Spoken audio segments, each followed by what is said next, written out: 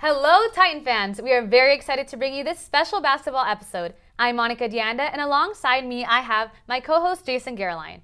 How you been, Monica? I've been pretty good, thank you. But tell me, Jason, how was it being able to cover the Titans basketball team at the Big West tournament? It was a lot of fun. It's something that I wanted to do for a long time, and was able to go out there and do it.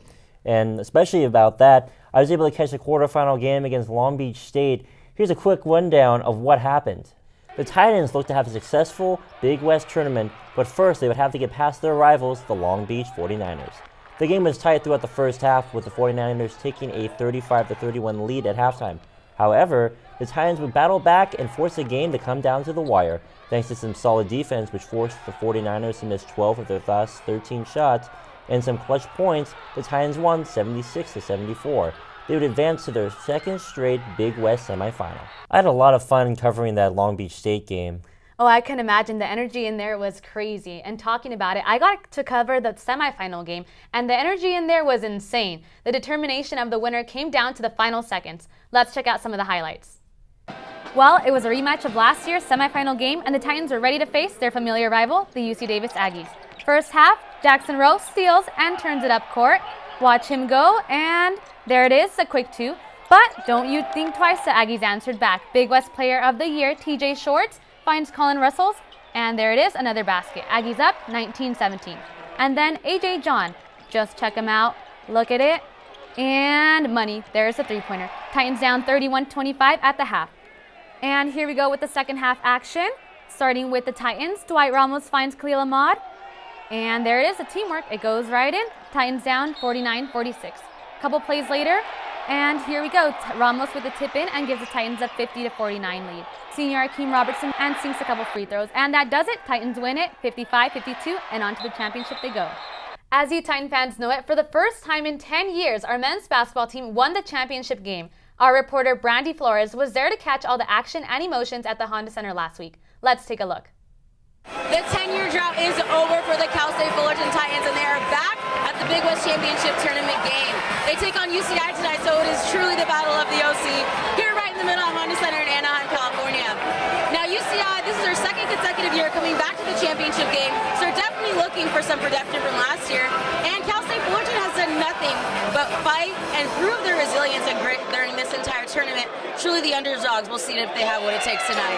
The Titans are aggressive early, showing excellent ball control, proving great defense. It just becomes a scoring match for the Titans as they take the early lead 8-3, and Kyle Allman Jr. with back-to-back threes. He only scored 8 points the last game, and in the first 5 minutes, he already has 2 3-pointers. But UCI is not going to lie down for them. With 6 minutes left in the half, UCI catches up. The score is now 22-19, but not if Jackson Rowe has anything to say about that. And Cal State Fullerton maintains composure and gets their lead back. Score is 27-23 at the end of the half. Both teams come out firing in the second half, but Kyle Allman Jr. again comes out dominant in the first 5 minutes, scores 2 more 3-pointers. Khalil Ahmad also steps up and comes out firing and scores 10 points at the beginning of the second half. And the chemistry between him and Kyle Allman Jr. will result in a scoring frenzy. The Titans overall continue to show great defense.